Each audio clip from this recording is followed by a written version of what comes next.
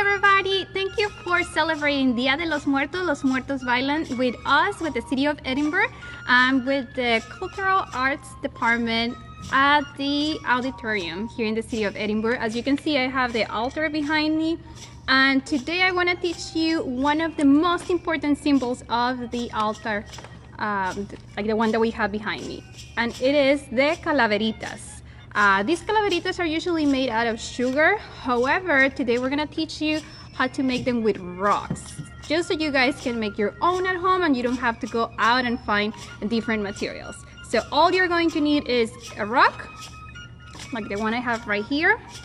Could be any shape, which is gonna make it fun. And I have acrylic paint that you can use as well. Now, if you don't have all these colors, it's fine. We can only use white if you want, and markers. That's if you don't have paint. But if you have paint, I'm gonna teach you how to paint it. If you guys are ready, follow me on these steps. All right, so as I was saying, the materials are very simple. First of all, you need a rock. And for the decorations, we're gonna need white paint, acrylic paint. All the other colors are optional. Like I said, if you don't have acrylic paint, you can also use markers. We have a cup of water, your paintbrush, and you can use a little plate or a paper plate so you can put your paint. And don't forget some paper towels as well. I'm going to start by painting one of the sides of my rocks with white paint. I have two samples in here that I have painted already, but I'm gonna paint my own over here. Just go ahead and cover all of your rock with white paint. You can use, you can paint both sides if you want. In this case, I'm gonna paint only one side, which is going to be the front of my skull. And as I said, the sugar skulls or calaveritas are made out with sugar. However, this time we're trying to make something different and something a little bit easier for you all at home. So just go ahead and paint all the side of your rock with white paint. So once it's all covered with the white paint, we're gonna let it dry. In this case, I brought two more so I can show you how to decorate it. And I'm gonna leave this on the side so it can dry. I'm gonna head and get one of the other ones that I have ready.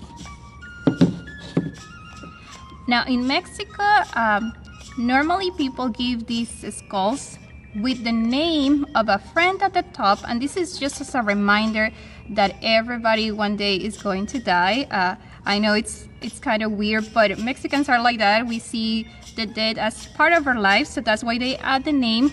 But when they put it in the altars, they actually make sure that it has the name of the person who they are dedicating the altar to. So let's say the altar is dedicated to their grandpa, they will put the name of the grandpa over here at the top, at the front head. So I'm gonna go ahead and start decorating mine. I'm going to use a small brush. Now it is sometimes hard to make small details with a brush, even if it's small. So one trick or something that I like to do is actually to use the bottom side of my brush. I know it is weird, but trust me. We're gonna see how easy it is. So it's gonna act kind of like a paintbrush. We're gonna use the bottom part. In this case, I'm gonna paint two big circles for the eyes. I'm gonna leave an empty space in the center because I'm gonna use other color to decorate in the center. And then I'm gonna try to paint kind of like a heart shape over here so I can make the space for the nose. So it's an upside down heart shape.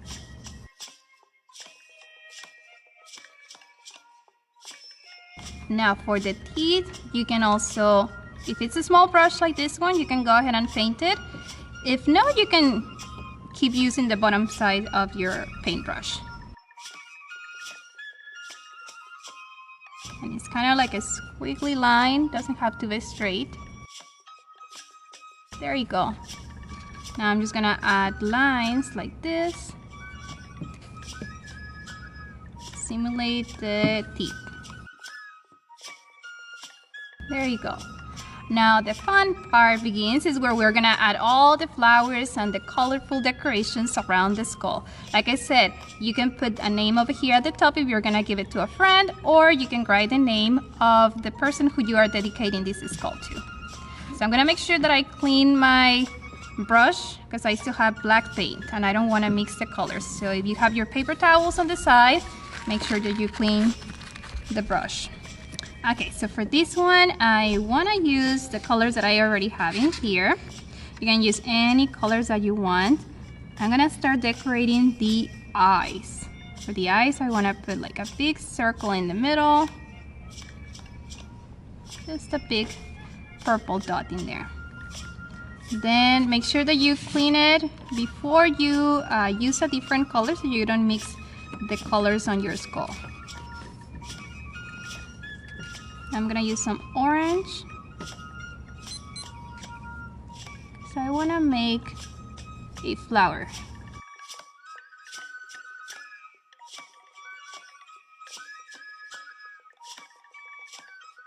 All right, the eyes are ready. And now I want to add more colors around the eye, but this time I'm going to use a different color. I'm going to use green, which is my favorite color. And again, I'm just using the bottom part of my paintbrush to make it easier for me because it's just dots.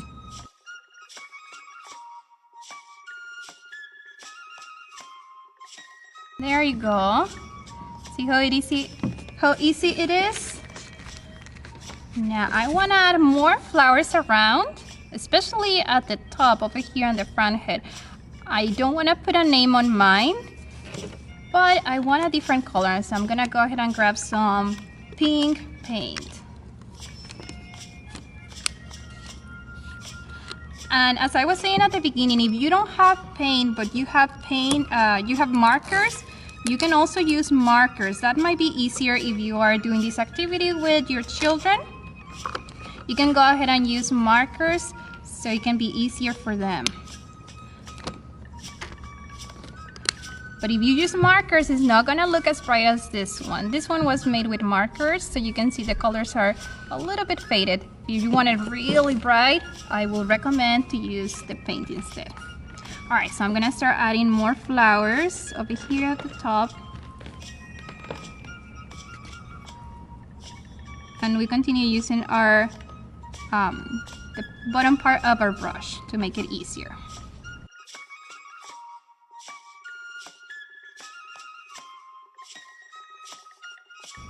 So I'm gonna add some purple here for the flower. Now the flower in the center, I am going to paint it with a different color. For this one, I'm gonna use blue. This flower, I'm gonna make it a little bit bigger. It's right in the center.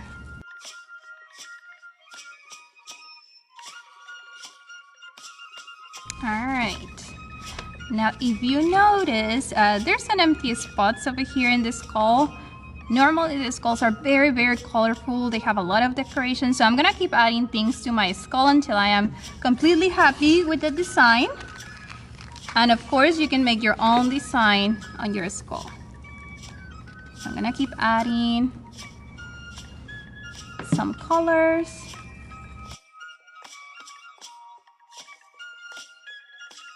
Okay, so I like that one. And I'm gonna go ahead and start decorating one more that I have over here.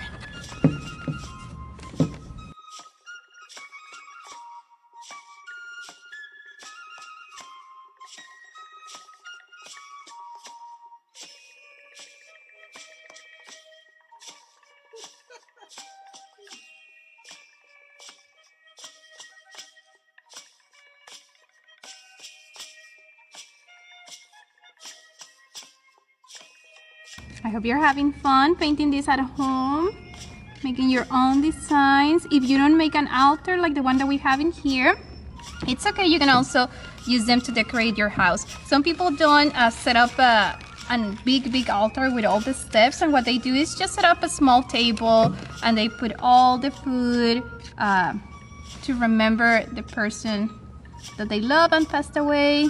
They put the food that that person enjoyed the most, and then they decorate it with pictures. So if you want to do that at home, you can do that as well. You don't necessarily have to set up a big altar.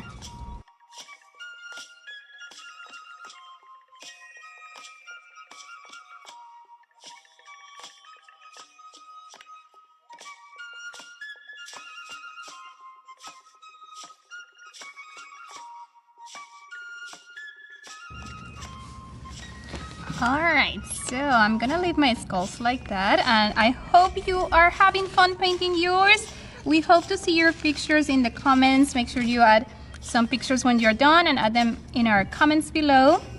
And we hope to see you next time. Tomorrow we have another craft for you all to enjoy. We'll see you guys tomorrow.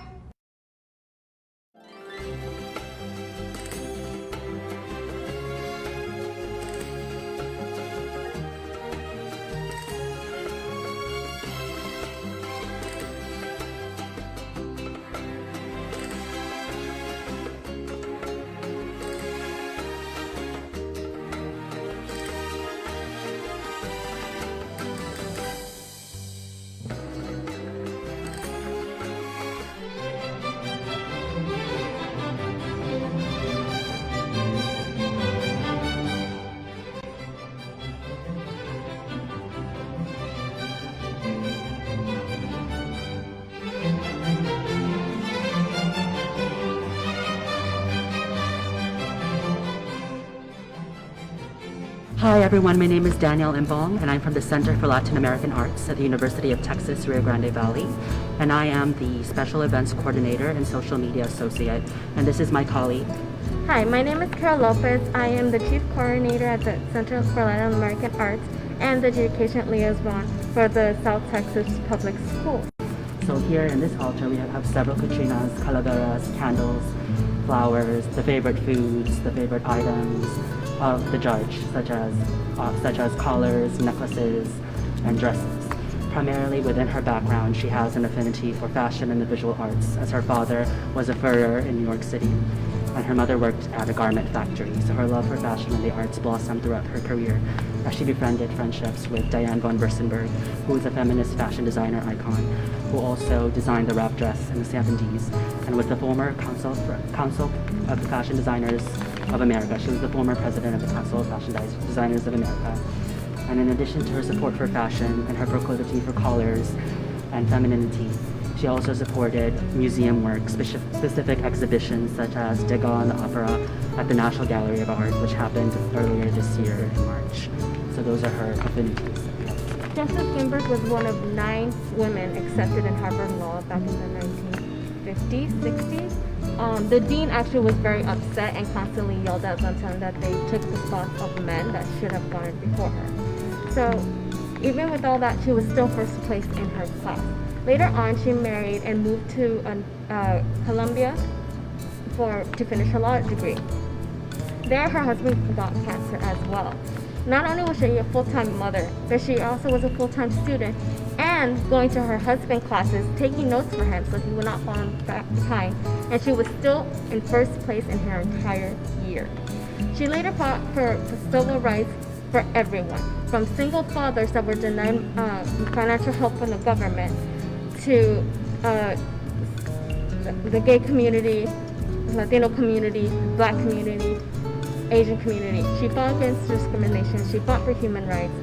She was always a fighter for people because she believed that people deserve to have their own choices, not to have their choices taken away from them. She was later nominated in 1993 by Bill Clinton for Supreme Court judge. It was actually one of the smoothest court hearings that have ever happened, and she won unanimously with almost all the votes. She was a very important figure in not only in feminist history, but U.S. history. She is the reason women have access to having their own bank account. She is the reason women cannot be fired because they are pregnant. She is the reason why single fathers are allowed to have financial support from the government, because they too need help, not just a single mother. She realized that, and she decided to help for them. Out of 9 court cases that she fought against the Supreme Justice before she was even a judge, she won 5 out of 9. She was an incredibly talented woman, always fought for everyone, always spoke her mind, and to this day she would always be remembered as a true warrior for everyone.